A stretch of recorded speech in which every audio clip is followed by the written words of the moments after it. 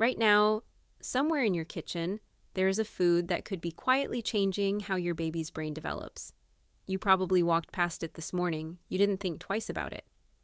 But what's actually happening inside your body when you eat is far stranger than eating for two.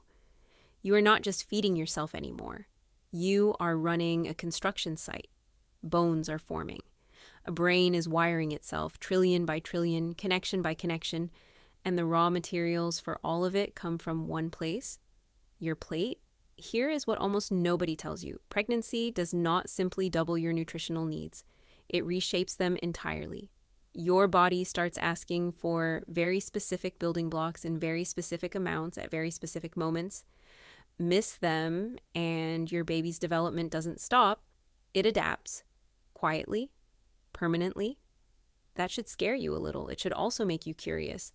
So, what does your body actually need every single day to build a human being from scratch? Not once a week.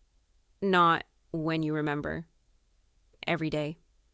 12 foods working together, running on a schedule you never agreed to but can't opt out of. Let's start with the food most people underestimate the most.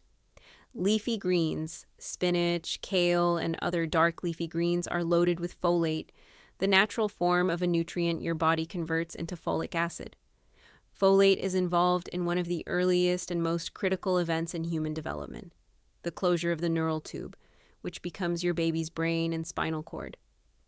This happens in the first month of pregnancy, often before a woman even knows she's pregnant. That's why folate isn't a later nutrient. It's a right now nutrient. By the time a missed period shows up on a calendar, the window for this particular construction job may already be closing. Public health researchers have watched folate fortification programs reduce neural tube defects by measurable percentages across entire countries. One leafy vegetable, one population level shift. Think about that. Next, eggs. Eggs contain choline, a nutrient that researchers have linked to memory and cognitive function in children. Dr. Marie Caudle, a nutrition scientist at Cornell University, has studied choline intake during pregnancy for years, and her research suggests that higher maternal choline may support faster information processing in offspring. One egg contains a meaningful chunk of your daily choline need. 2 eggs a day starts to look less like breakfast and more like brain building. And yet choline is one of the most under-consumed nutrients in modern diets. Most prenatal vitamins barely touch it, which means, for many women, eggs aren't a side dish. They're the primary source. Then there's salmon and other fatty, low-mercury fish. Salmon delivers DHA, an omega-3 fatty acid your baby's brain and eyes are quite literally built from. Dr. Susan Carlson, a researcher at the University of Kansas Medical Center, has spent decades studying DHA in pregnancy, including in the landmark ADORE trial, which found that higher maternal DHA intake was associated with longer gestation and improved early visual development in infants. Your baby cannot make DHA efficiently on its own. It has to come from you. In the 3rd trimester especially, your baby's brain accumulates DHA at a striking rate, pulling from your bloodstream almost as fast as you can supply it. Skip the fish, and that demand doesn't disappear. It just goes unmet. Greek yogurt is next, and it earns its place for a simple reason. Calcium. Your baby is building an entire skeleton, 206 bones eventually, formed from nothing. If you don't supply enough calcium through food, your body will pull it from your own bones to meet the demand, whether you notice or not. Greek yogurt also brings protein and probiotics, supporting your gut health at a time when your gut microbiome is shifting in ways scientists still don't fully understand. Some researchers now believe those microbial shifts influence your baby's own future immune system. A cup of yogurt, doing far more than settling your stomach. Lentils are the 5th food, and they're almost embarrassingly efficient. High in iron, high in folate, high in fiber, and high in plant-based protein. Your blood volume increases by nearly 50% during pregnancy. That's not a typo. 50%. All of that new blood needs iron to carry oxygen to your baby, And iron deficiency during pregnancy has been linked to fatigue, preterm birth risk, and lower birth weight. One small bowl of lentils holds more iron than most people expect from a plant. Sweet potatoes come next, rich in beta-carotene, which your body converts into vitamin A. Vitamin A supports the development of your baby's organs, immune system, and vision. The color itself is almost a signal. Bright orange, doing bright orange work. Unlike synthetic vitamin A, the beta-carotene formed from food is self-regulating. Your body converts only what it needs, which is part of why sweet potatoes are considered one of the safest, richest sources available during pregnancy. Berries, small, sweet, and quietly powerful. Blueberries and strawberries are packed with vitamin C and antioxidants, which support your baby's tissue growth and help your body absorb iron more effectively from plant sources like those lentils. There's a kind of teamwork happening here that most meal plans never mention. Iron and vitamin C, eaten together, work far better than either eaten alone. Your body has quietly been counting on food pairings like this for longer than nutrition science has existed. Avocados deliver healthy fats and folate again, along with potassium, which can ease the leg cramps so many pregnant women experience in the second and third trimester. Nature, in this case, seems to have built a small mercy into a single fruit. The fat in avocados also helps your body absorb fat-soluble vitamins A, D, E, and K from everything else on your plate, which means an avocado isn't just its own nutrient source, it's a multiplier for the meal around it. Nuts, especially walnuts and almonds, bring more omega-3s, plus protein and fiber that help stabilize blood sugar. Stable blood sugar matters more than most people realize. It reduces energy crashes, and some research links stable maternal glucose levels to lower risk of excessive infant birth weight. A small handful, eaten consistently, does something a large amount eaten occasionally never quite manages. It keeps the system steady. Whole grains like oats and quinoa provide fiber and steady, slow-releasing energy. Pregnancy is metabolically demanding in a way that resembles moderate, continuous exercise, sustained for months without rest.